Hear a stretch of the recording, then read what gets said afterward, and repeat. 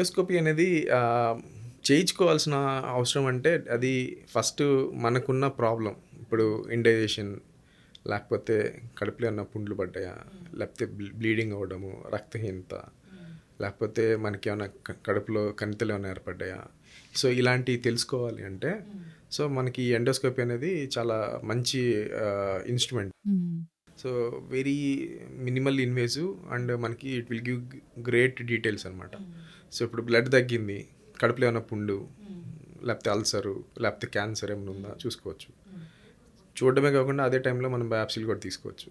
ఇప్పుడు మనకి indigestion problem ఉంది, ఎప్పటినుంచో గ్యాస్ టాబ్లెట్లు వాడుతున్నాం. అలాంటి వాళ్ళకి ఎండోస్కోపీ ద్వారా హెచ్ పైలోరీ ఇన్ఫెక్షన్స్ ఉన్నాయా, లేకపోతే వేరే ఏమైనా కారణం అనేది కూడా తెలుసుకోవచ్చు. అట్లా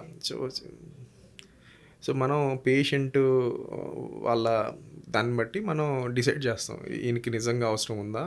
లేదా అనేది. అయితే పేషెంట్స్ అందరూ భయపడుతూ ఉంటారుగా? యాహ్! డెఫినెట్‌లీ అండి. సో ఎవరు సంతోషంగా అయితే రారు ఎండోస్కోపీ అంటే. సో మీరు ఏ టెస్ట్ అయినా చేయించుకుంటాను. ఈవెన్ సీటీ స్కాన్, అల్ట్రాసౌండ్ దాంట్లో కనపడదా మీకు? ఇదే చేయాలా అని అడుగుతా ఉంటారు. బట్ మనకి కొన్ని దీంట్లో క్లారిటీ వచ్చేవి ఉంటాయి. కొన్ని వేరే టెస్ట్‌లు వచ్చేవి ఉంటాయి. అండ్ భయపడాల్సిన అవసరమే లేదండి. ఇది ఇంకో రకంగా చెప్పాలంటే ఇదేదో పెద్ద బైపాస్ సర్జరీలా అంత పెద్ద ప్రొసీజర్ ఏం కాదు. హార్ట్‌బీట్ టేక్స్ 2 నిమిషాలు.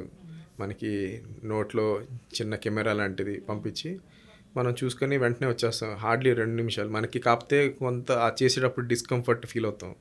అది కూడా నాకొద్దు అనుకుంటే మనం అనస్థీషియా మనం మత్తు ఇచ్చి వాళ్ళని కంప్లీట్‌గా నాకౌట్ చేసి చేయొచ్చు. అండ్ వాళ్ళు ఎంతో కంఫర్ట్‌గా ఫీల్ అవుతారు. అసలు నాకు చేశారా అన్న డౌట్ కూడా వస్తది వాళ్ళకి.